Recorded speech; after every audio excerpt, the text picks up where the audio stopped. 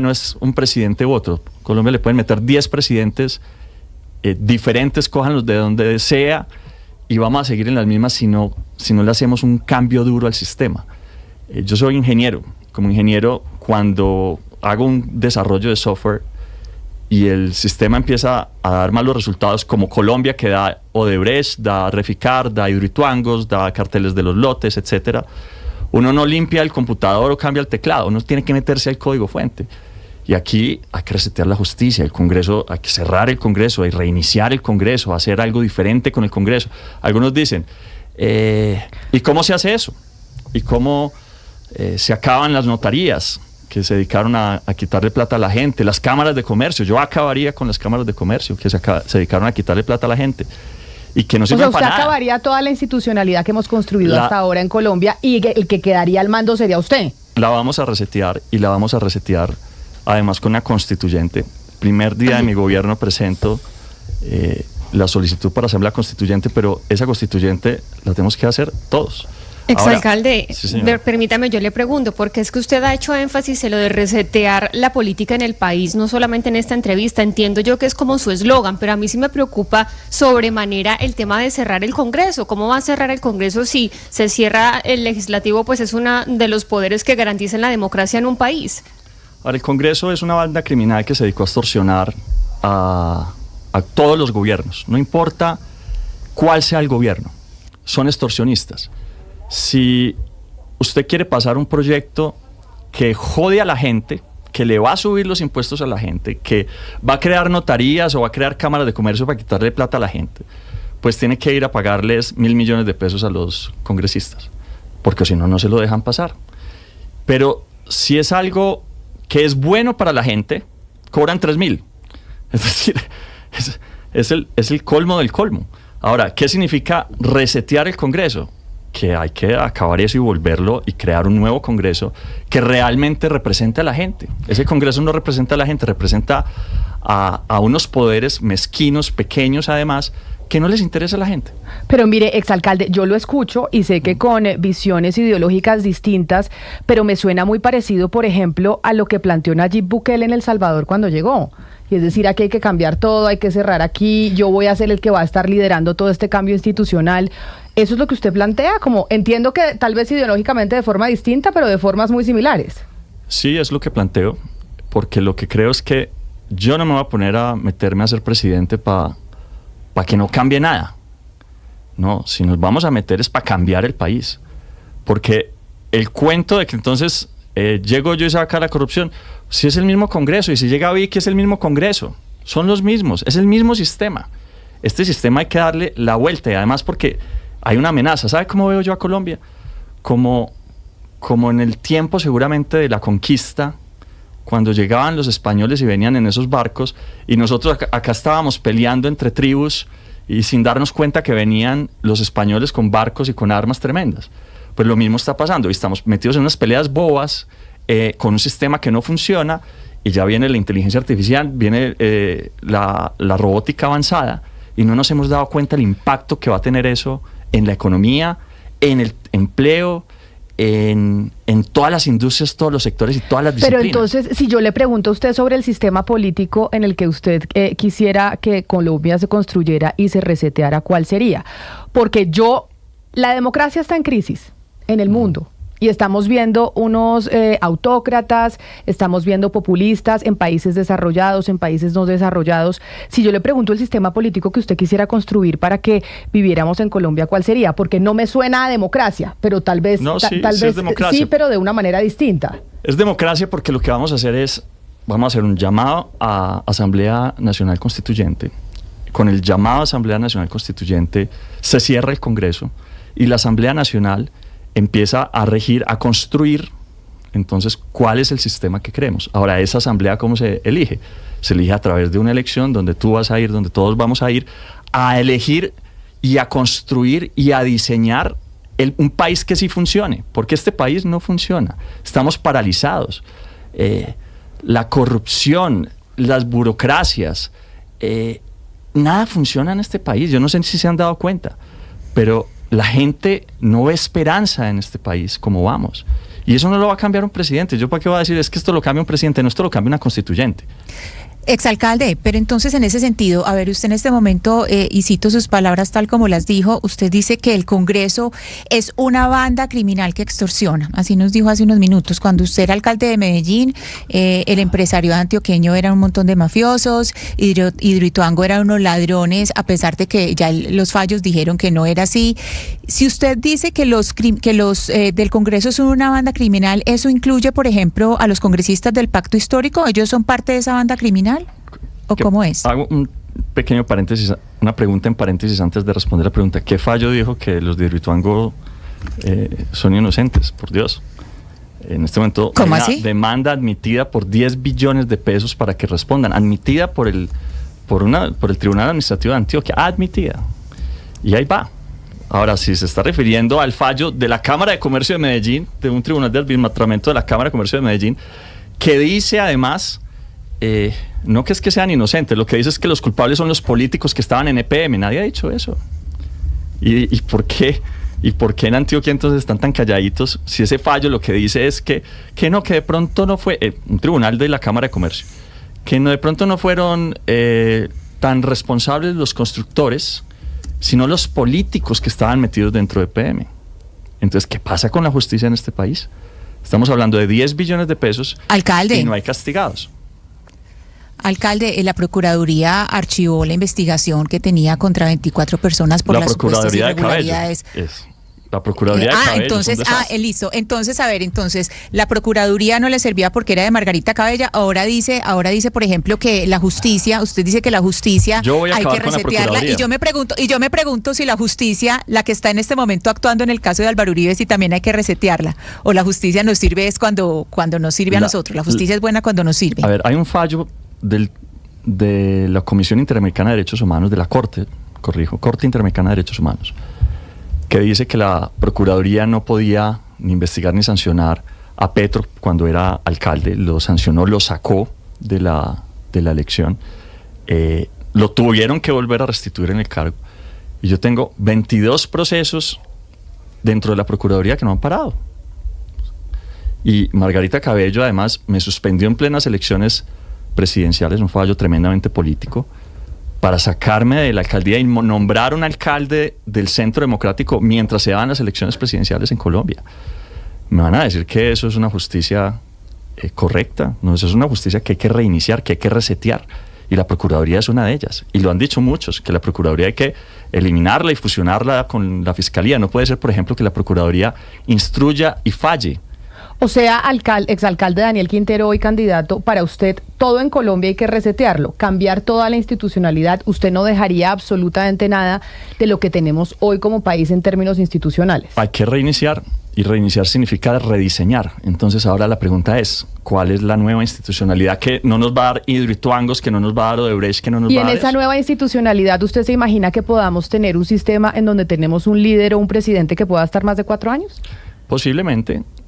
Yo creo que la reelección en Colombia es una necesidad, que 4 años no son suficientes, que deberían ser periodos por lo menos de 8 años, y sin embargo creo que eso tiene que ser el resultado del ejercicio de ese proceso de reiniciación. Pero mire, yo lo oigo y le digo un poquito, mirando para el mundo, no solo mirando a Colombia, y me da un poco de miedo, porque me parece que lo que está planteando usted es, si me eligen a mí, yo voy a ser ese César que va a cambiar y va a restablecer todo el orden y todas las instituciones, y vamos a cambiar el país, y podría yo quedarme por mucho tiempo más, que además es lo que están planteando líderes en el mundo. Esto no es solo aquí, y por eso le pregunto si esa es la visión que usted tiene, y le hacía la comparación con Nayib Bukele. Yo creo que un periodo de 4 años es un periodo muy corto, y es mejor decirlo desde el principio. Okay. Porque un país se elige un presidente, al año empieza a hacer los cambios, a los 2 años, 3 años empiezan a verse algunos resultados y ya se está yendo. Ya están leyes de garantía y un montón de cosas que no dejan avanzar. Más allá de que esté a favor o en contra de lo que fueron los periodos de Uribe y de Santos, pues los 8 años que permitieron, en el caso, por ejemplo, de Juan Manuel Santos, poder terminar el proceso de paz. Eso no se hubiera terminado en 4 años. Y si hubiera llegado otro gobierno, entonces le hubiera metido, todavía tendríamos a las FARC vivas. muchos problemas en Colombia seguramente se hubieran eliminado, se hubieran acabado donde tuviéramos reelecciones. Ahora, ¿por qué no se puede reelección en el sistema hackeado que tenemos hoy? Porque el sistema está hackeado. Porque entonces los presidentes podrían elegir muchos magistrados y terminar tomándose la corte. Por eso no se puede hoy. Por eso el reseteo, el reinicio, la recodificación tiene que implicar un balance de pesos y contrapesos. Pero hoy hay que decirlo también. Exacto, alcalde. Sí, antes de la pregunta que le quería hacer, un solo matiz, también hubo un fallo a favor del consorcio que hizo la presa por parte de un tribunal de arbitramiento, digamos. También de la Cámara de Comercio de Medellín. No, claro, pero bueno. Hay dos fallos que yo estoy esperando. Claro, alcalde. Igual no es para irnos ahí, pero un tribunal de arbitramiento, las partes se dan cuenta y aceptan que es independiente y por eso pues recurren ahí. Pero bueno, tampoco quiero que... Eso es mucha inocencia sobre cómo funcionan los tribunales de arbitramiento. Pero para eso funciona, porque las partes entienden que son independientes. No, al Estado lo engañan y le roban de forma permanente. Alcalde, también, creo la justicia a veces hace... No, eso no es justicia. No, eso es justicia. Es justicia privada que además es a nivel internacional, no solo en Colombia. Sí. O sea, tenemos tribunales de arbitramiento internacionales y son justicias a las que se someten las partes y que están de acuerdo. Afortunadamente, puede que a usted no le guste ni al presidente Gustavo Petro tampoco le gustan los tribunales de arbitramiento. Ya recuperamos 4.3 billones de pesos. Pusimos a Asura a pagar 1 billón de pesos de esos 4.3. Y adicionalmente tenemos una demanda admitida en el Tribunal Administrativo de Antioquia, que es el fallo central. Ahí, esa es la que yo puse. Esa es la que yo estoy esperando. También es el caso de Reficar, que todo Colombia pensamos por una década que se robaron la plata. Hay un tribunal de Nueva York que yo entenderé que no tiene nada que ver con Colombia, falla. Pero bueno, quisiera aprovechar para hacer mi pregunta. Usted pues ha tenido desavenencias con personas del Pacto Histórico, con Gustavo Bolívar, y nos acaba de decir que hay personas que no le gustan, pero superando el tema personal de nombres, sino elevando la discusión a las ideas, quisiera que me nombre una idea de las importantes de este gobierno, no sé, minería, petróleo, la que quiera, salud, que le parece muy errática y usted le plantearía al país una cosa diferente. No, yo creo que hay problemas que no ha resuelto el gobierno. Por ejemplo, el tema de la salud. En el tema de la salud, yo creo que lo que había antes no funcionaba en lo absoluto, pero creo que lo que se ha intentado hasta ahora, pues tampoco. ¿Usted propondría otra cosa? Yo creo que hay que repensar todo eso completo. Yo creo que hay una buena intención, la intención de arreglar algo que está mal. Ahora, ¿qué me parece ridículo e ingenuo? Que Vicky Dávila vaya a los centros de salud a decirle a la gente que las cosas estaban mejor antes, pues sale chiflada. Porque no es verdad que estaban mejor antes. A la gente, el tema de las medicinas, que está muy grave, tampoco habían medicinas en el gobierno anterior, ni en el anterior. Pero a usted le gustaría, y perdóneme interrumpirlo, más un modelo 100% privado, 100% público, algo mixto como lo que hay ahorita. ¿Qué es lo que a usted más le agradaría? Yo creo que en salud lo primero es que se están robando la plata. ¿Cuánto? Mi cálculo es que se están robando el 30% de todos los recursos que se entregan al sistema de salud. Entre hospitales, yo siento que no hay nadie bueno ahí. Entre hospitales, entre EPS, entre funcionarios públicos, entre farmacéuticas, 30% de los recursos que se invierten a la salud se desaparecen. La mayoría del problema, creo yo, es un problema de información. ¿Qué pasa? Que llega un enfermo o una persona a un hospital y a veces no tienen ni siquiera que llegar, y el hospital reporta que le hizo una cirugía que, mejor dicho, le cambió el corazón 3 veces, y ahí ya se robaron una plata. Se la manda a la EPS, si además ha sido intervenida, entonces un funcionario público ahí es el que le cobra a los hospitales para poderles pagar, les cobra una comisión para poderles pagar. Eso así no se puede. Y luego las farmacéuticas ya te robaron una plata porque le incrementaron el valor a las medicinas, y luego las EPS hacen lo mismo con el gobierno. ¿Cuál es el problema? ¿Cómo se resuelve? Con información, como la mayoría de los problemas en el mundo. Si tenemos información precisa de qué está pasando, dónde está pasando, pues es más difícil robar. Eso pasa, por ejemplo, con el tema de impuestos en Colombia. En Colombia, el problema de recaudo en gran medida es un problema de información. Hay gente pagando mucho y hay gente que no paga absolutamente nada porque hay una evasión tremenda y un robo tremendo de los recursos también de tributarios. En Colombia, en temas tributarios, además, estamos en un punto donde los impuestos están tan altos que empieza a aplicar algo que se llama la curva de Laffer. De usted no me esperé que citara Laffer. Sí, la curva de Laffer lo que dice es que cuando los impuestos están demasiado altos, la gente deja de pagar. Claro. Mucho impuesto mata el impuesto. Entonces, yo creo, por ejemplo, y ahí me diferencio del gobierno en parte, es que la forma de recaudar más es bajar el impuesto de renta y bajar para personas y para empresas. Personas jurídicas. Y estoy convencidísimo de eso, además, porque hay modelos muchos que muestran que eso es así. Ahora, ¿qué no tocaría yo? El IVA, porque vi que Dávila sale a decir que puede tocar el IVA no se puede tocar. Donde lo toques, desbaratas todo. ¿Qué hay que hacer con el IVA? ¿Yo qué haría con el IVA? Yo empezaría a pagar, muchas de estas estrategias las aplicamos en Medellín para otros temas. Por ejemplo, crearía una lotería con las facturas. Yo veía al ministro de Comercio, Industria y Turismo desesperado diciéndole a la gente que reclamara la factura electrónica. No, yo voy a hacer que cada factura electrónica sea una boleta. Y entonces la gente se gana $1 millón y lo vamos a rifar cada 2 meses. $1 millón para el que iba a estar en su factura. Sí. Entonces todo el mundo va a reclamar su factura porque al mismo tiempo es una boleta de una lotería, y les aseguro que con eso duplicamos el recaudo de IVA. Hay estrategias novedosas de cómo recaudar más sin necesidad de subir los impuestos, y con información, además, no es subir los impuestos, sino que la gente pague más.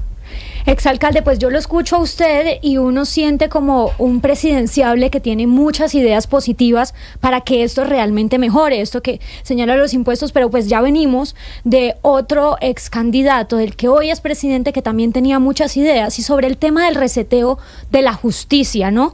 Yo sí quisiera preguntarle cómo va a garantizar usted que esto salga bien, porque es una apuesta muy grande, es básicamente cambiar toda nuestra institucionalidad, lo que está en la Constitución política, que es lo que hoy blinda a este país, teniendo en cuenta que la semana que viene ya serían 37 imputados de su administración por parte de la Fiscalía por graves casos de corrupción. El martes, de hecho, hay una audiencia de imputación.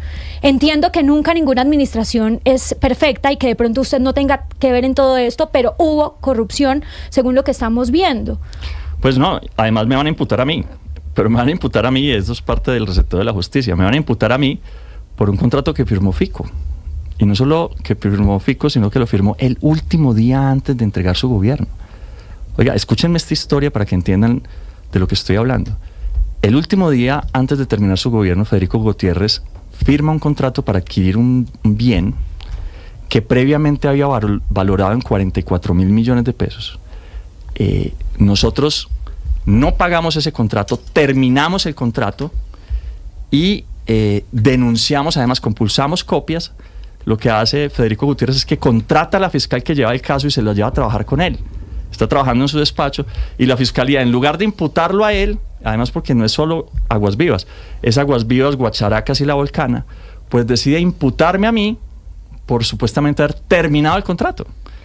Hasta eso ha llegado la justicia en Colombia. Entonces, ¿hasta cuándo vamos a dejar que la justicia sea una herramienta para perseguir a unos? Ayer la fiscal decía, y lo decía mientras estaba en una entrevista en un carro, dentro de un carro decía, mire, es que los criminales nos han cogido ventaja.